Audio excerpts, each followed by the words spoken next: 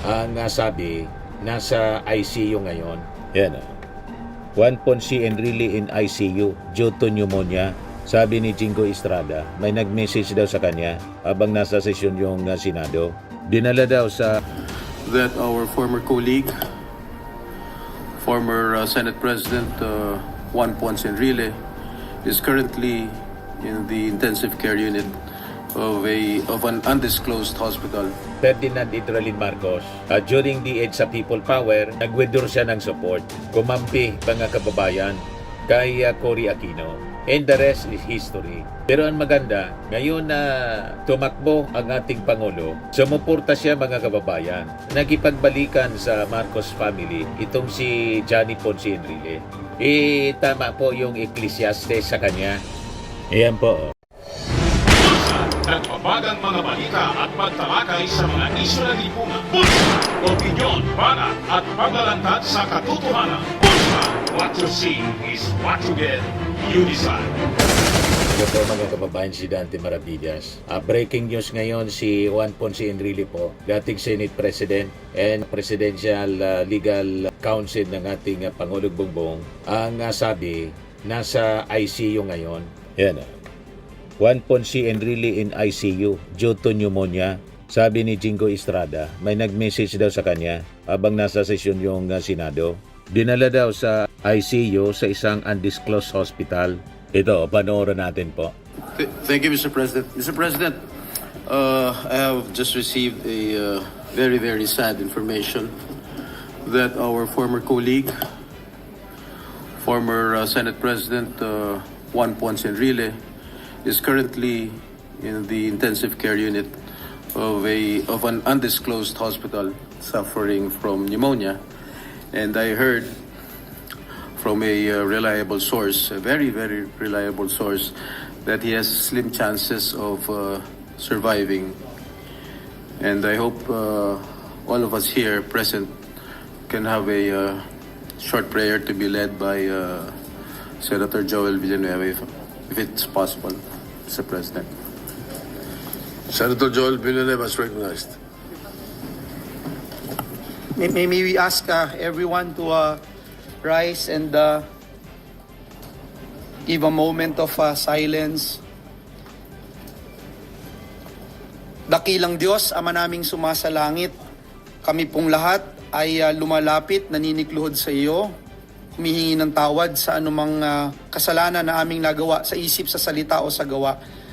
Sa mga oras po na ito, amin pong idinadalangin at idinudulog sa iyo ang buhay ng isang aming colleague, mentor, Senate President, kamanggagawa,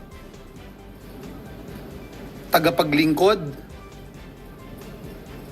naninilbihan para sa aming mga kababayan, Senator Juan Ponce Enrile. Ikaw, O Diyos, ang may hawak ng kanyang buhay. Ikaw ang nagbigay ng kanyang buhay. Ikaw ang nag-inspire at humawak ng kanyang buhay para marating niya kung anuman ang kanyang narating sa mga oras na ito. Hinihiling po namin ang iyong paggabay, ang iyong direksyon, ang iyong paghipo at pagbibigay ng kagalingan sa bawat kalamnan, sa bawat suluk-sulukan ng kanyang buong katawan. Hawakan mo po ito at hinihiling namin ang iyong intervention sa kanyang buhay.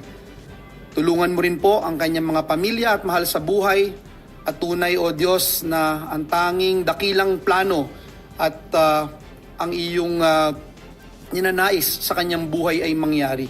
Kami pong lahat ay nagkakaisa at patuloy na inilalapit sa iyo ang buhay ng aming minamahal na Manong Johnny Ponce Enrile.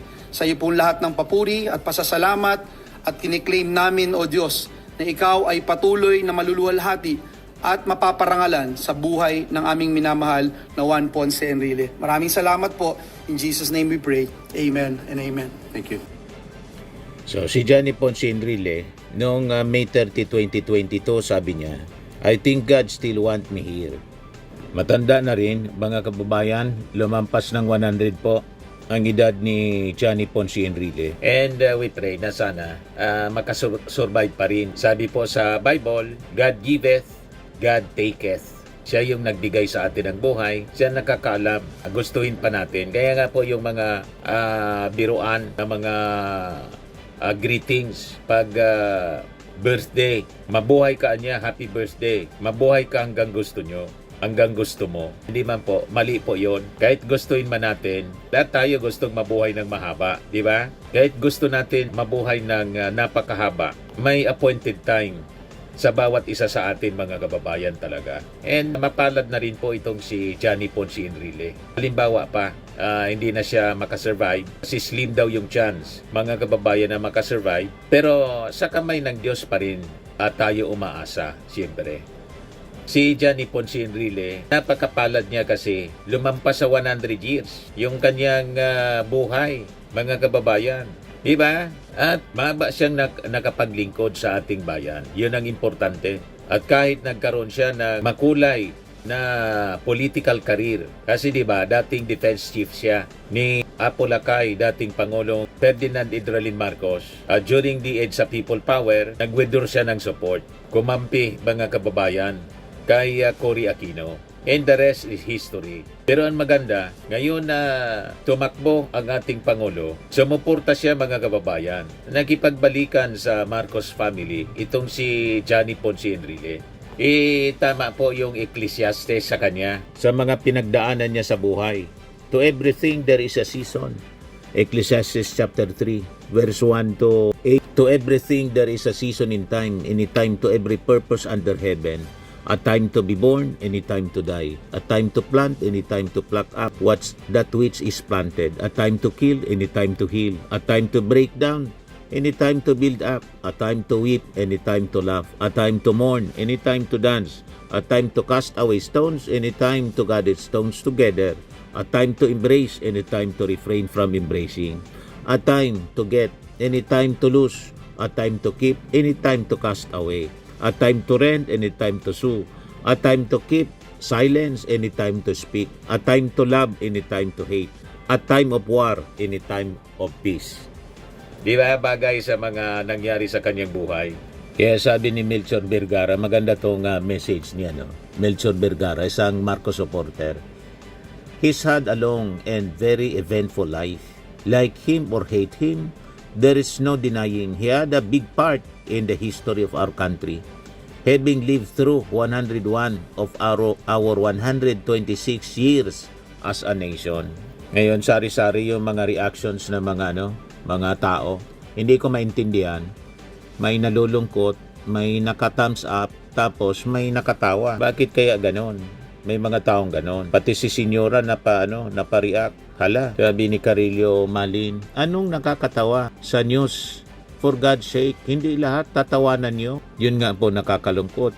Dami ng abnormal na tao. Sabi ni Jose Luis Ligarda, at this age, he must have lived life to the fullest already. Sabi ni CC Paris, tagal din na-enjoy ni Manong ang buhay sa mundo. 100 years old. Ganun talaga, may time na malakas ka kapag kabataan, and time na sakitin and mahina kapag matanda na. Hiram lang ang buhay. And kung ipapabasa natin ang book na tayo mismo sumulat, gaano kaya karami ang kabutihan na nagawa sa mundo. Sabi ni Joboy Agbayani, laban lang Manong Johnny, gusto ko happy ka. Yan ang slogan ni Manong Johnny Enrile nung tumatakbo siyang senador. Sabi ni Renato Nyo, he is a centenarian government official, 101 years old. Anyway, we just hope and pray, mga kababayan, na umaba pa rin yung buhay ni dating Senator and Defense Secretary, Senate President Juan Ponce Enrile. Siya hindi po nag-retire talaga sa pagtatrabaho. Tuloy-tuloy lang siya hanggat kaya niya. Nagpo-programa sa radyo at television nang wala siya sa gobyerno para magpaliwanag ng mga napaka-importanteng mga issue sa ating lipunan at makuanan ng wisdom yung kanyang mga experiences sa buhay bilang isang tao at isang dating opisyal ng gobyerno. So napakalaking contribution niya, mga kababayan, sa ating bansa. Itong si Johnny Ponce Enrile. Naman po, Firmax Firming and Lifting Cream, pinapahid po sa mga pulses in affected area. Mainam po sa paninigas ng mga kaso-kasuan. Ito naman po, Automax Radiant Serum. Sa mukha naman yung application. Anti-aging po siya. You will look 10 years younger than your age. Sa mga cancer patients naman po, baka lang gusto ninyo itong itry. Neng siya red mixed fruit drink. Hindi mo po siya gamot, food supplement siya. Kaya lang, gawa siya mga kababayan sa goji berry. Yung goji berry, may anti-cancer properties. O ngayon, yung mga inquiries ninyo, dumiritso na lang kayo sa aming messenger sa Facebook para masagot namin agad. Ayos pa? Ayos na ayos niya, Mr. Maravilla. Sa mga nagana po ng malinis and spacious fitness gym, pumunta lang po kayo sa aming Colossal Fitness Gym. May Grab car rental din po kami.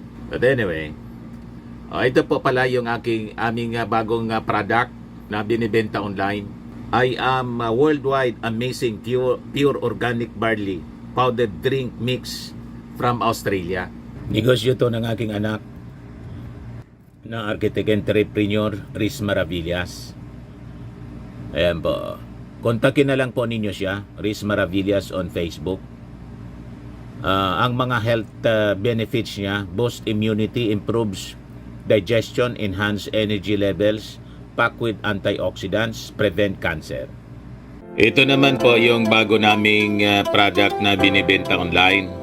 Eye Glow Serum, whitening po siya. Tingnan ninyo yung epekto sa aking anak na architect before and now. Yung mga inquiries po ninyo, dumiretso na lang kayo sa kanyang Facebook account, Riz Maravillas.